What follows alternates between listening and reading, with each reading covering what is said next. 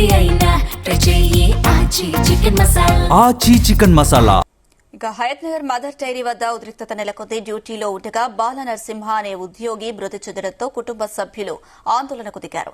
సదరు ఉద్యోగి 30 ఏళ్లుగా మదర్ డైరీలో పనిచేస్తున్నాడని, అయితే గత 5 నెలలుగా జీతాలు ఇవ్వడం లేదని సహ ఉద్యోగులు చెబుతున్నారు.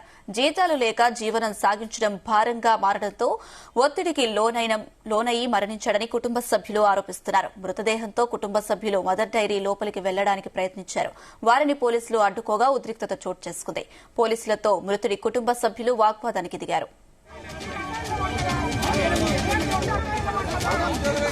బాల నరసింహ సెకండ్ షిఫ్ట్ లో ఉండట, అంటే మన ఆ సెక్షన్ వాళ్ళు చెప్పిన దాని ప్రకారం నేను చెప్తున్నాను. సెకండ్ షిఫ్ట్ లో ఉన్నదట. అయితే సెకండ్ షిఫ్ట్ లో ఉన్నప్పుడు కొద్దిగా వర్క్ నడుస్తుంటది, ప్యాకింగ్ అనేది. ఇలా నిలబడి ఇట్లా ప్యాకెట్లు చూసుకుంటూ ఇలా ఇట్లా పడిపోయినట్టు చేసిండట. అంటే అది హై బీపా లో బీపా అనేది తెలియదు. దాని ప్రకారంగా వాళ్ళు కొద్దిసేపు అయినాక వాళ్ళకు వీళ్ళకు ఫోన్ చేయడం, కొద్దిసేపు కూర్చుని పెట్టి నీళ్ళు అయిపోయడం ఉంటది కాబట్టి అది చేసిరట. అది చేసే వరకు అక్కడ కారు లేని మాట వాస్తవం, మన కారు లేదు, బైక్ మీద తీసుకుపోయారట హాస్పిటల్. ఏదో మన సెక్షన్ ఆఫీసర్ చెప్పిన ప్రకారం ఫస్ట్ ఈవీ హాస్పిటల్ అది పనమా గోడెన్ దగ్గర తీసుకుపోయారట. వాళ్ళు కొన్ని చూసిన తర్వాత ఇది మాతోటి కాదు, కొద్దిగా సబ్జెక్ట్ పెద్దగానే ఉన్నది ఇది అంటే మళ్ళీ యశోద తీసుకుపోమంటే ఆడ కూడా పట్టుకోలేదని తెలిసింది. తర్వాత గాంధీ హాస్పిటల్ తీసుకుపోయినట్టు చెప్పారు నైట్. అయితే అక్కడ నైట్ ఆఫీసర్ లేనట్టున్నారు.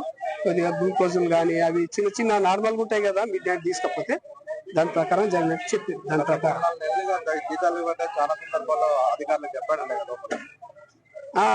నేను కూడా ఒక ఉద్యోగస్తున్నే, వాళ్ళతో పాటు పెద్ద ఉద్యోగినైనా ఉద్యోగస్తున్నే.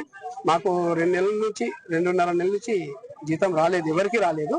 కొద్దిగా చేస్తున్నాం. నేను కూడా వచ్చి ఇన్ఛార్జ్ మేనేజింగ్ డైరెక్టర్ గా ఒక 1 వీక్ 10 డేస్ అయింది అంతే, కొత్తగా వచ్చినాను. దాన్ని చూస్తూ మొన్ననే వర్కర్ల కార్యక్రమం స్టార్ట్ చేసినాము. ఒకే రోజు అందరికి రావు కాబట్టి ఇలా కొద్దిగా ఆర్థిక నష్టాలతోటి రోజు కొద్ది మందికి వేయడం జరుగుతుంది, చేస్తున్నాము. మొన్న నేను వచ్చి నుంచి కూడా ఒక 15 లక్షలు పేమెంట్ చేశాను. ఇక రోజు కొద్దిగా వాళ్ళకు కొద్దిగా రైతులకు కొద్దిగా వేయాలనేది డిసిషన్ తీసుకున్నాం. ఫస్ట్ ఏది వచ్చినా అట్లా దానికోసం ఈ మధ్యలో అనుకోకుండా నేను ఇట్లా జరిగింది.